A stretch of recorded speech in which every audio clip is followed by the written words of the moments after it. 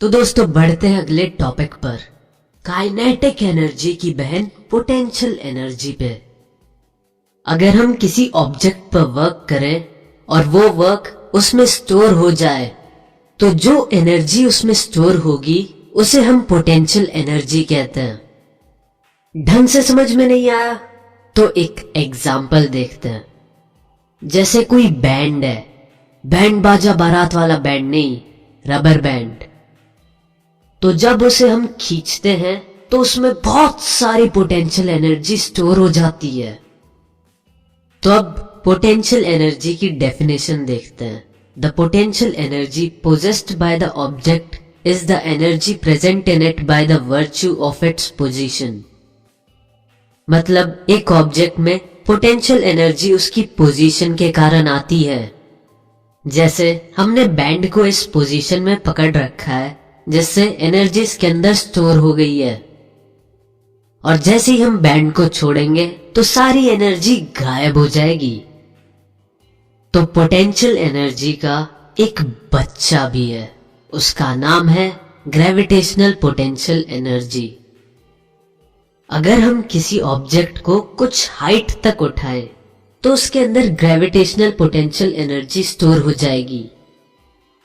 तो gravitational potential energy एक तरह से उतनी होगी जितना वर्क हमने उसे उठाने में लगाया है। तो चलो एक डेरिवेशन करते हैं। मान लो एक ऑब्जेक्ट है जिसका मास m है और वो h हाइट तक उठाया गया है, तो डिस्प्लेसमेंट तो सीधा h हो जाएगा, और जो फोर्स उस ऑब्जेक्ट को उठाने में लगा है वो होगा mg, और उस ऑब्जेक्ट को वहां तक उठाने में जो वर्क किया गया है वो होगा फोर्स इनटू डिस्प्लेसमेंट, जो हो जाएगा mgh। और ये वर्क जो हमने ऑब्जेक्ट पर किया है वो वर्क उस ऑब्जेक्ट में as a potential energy store हो जाएगा। तो पोटेंशियल एनर्जी का फॉर्मूला हुआ mgh। तो चलो एक छोटा सा सवाल करते हैं इस पर। एक ऑब्जेक्ट है जिसका मास 10 kg है और वो 5 मीटर तक की हाइट तक उठाया जाता है, तो बताओ पोटेंशियल एनर्जी क्या होगी। और हाँ, g को 9.8 रखना, वैसे 10 भी रख लोगे तो भी कोई प्रॉब्लम नहीं है, चलो जो भी तुम्हें अच्छा लगे वो रख लेना। तो चलो आंसर बताओ, जल्दी जल्दी जल्दी।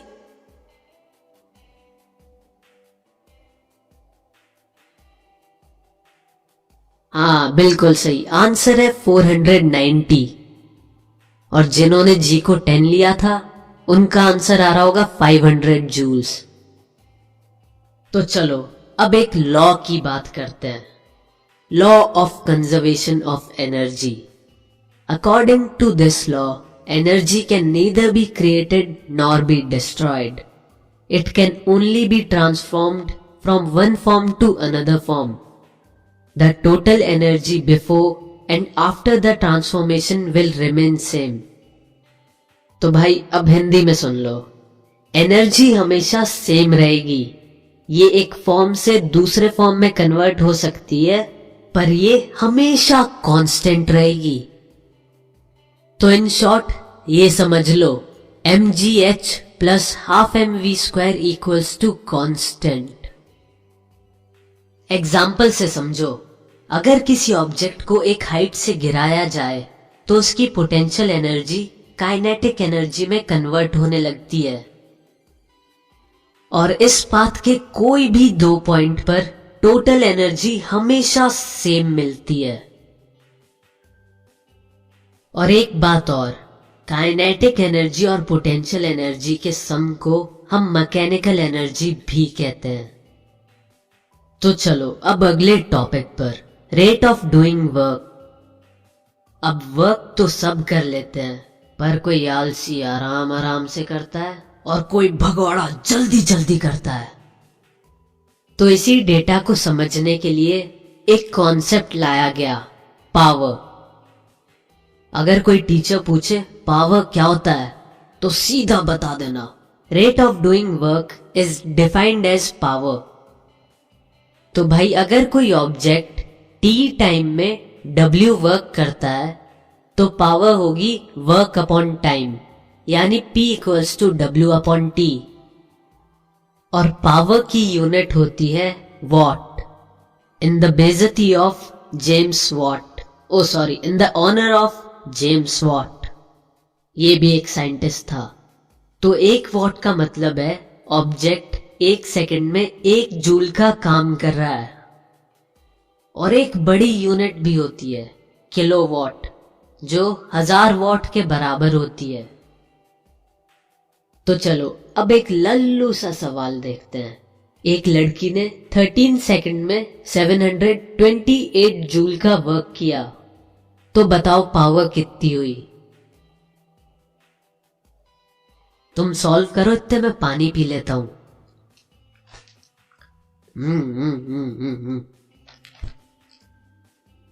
हो गया सॉल्व? अरे शाबाश, बहुत बढ़िया। आंसर है 56 वॉट। ये देखो कैसे आया, 728 अपॉन 13 इक्वल्स टू 56। तो चलो अब एक यूनिट के बारे में और पढ़ना है, फिर चैप्टर ही खत्म हो जाएगा। यूनिट है किलोवाट आवर। भाई जितनी भी बड़ी मशीन्स होती है वो बहुत ही ज्यादा एनर्जी यूज करती हैं, तो उन्हें नापने के लिए इस यूनिट का यूज किया जाता है। 1 किलोवाट 1000 वॉट के बराबर होता है और 1 घंटा 3600 सेकंड के बराबर। तो 1 किलोवाट आवर 36 लाख जूल्स के बराबर हो गया, यानी 3.6 इंटू 10 की पावर 6 जूल्स। तो अब एक सवाल भी हो जाए। एक हीटर की रेटिंग है 2500 वॉट, तो बताओ वो 12 घंटे में कितनी एनर्जी यूज करेगा। तो देखो पावर है 2500 वॉट और एनर्जी क्या होता है, पावर इनटू टाइम। तो हम 2500 वॉट को 2.5 किलो वॉट भी लिख सकते हैं। तो एनर्जी हो जाएगी 2.5 इंटू 12, जो कि आएगा 30। तो हमें आंसर मिलता है वो heater 30 kilowatt hour energy use करेगा। तो इसी के साथ इस चैप्टर का भी वर्क खत्म हो गया और हमारी एनर्जी भी।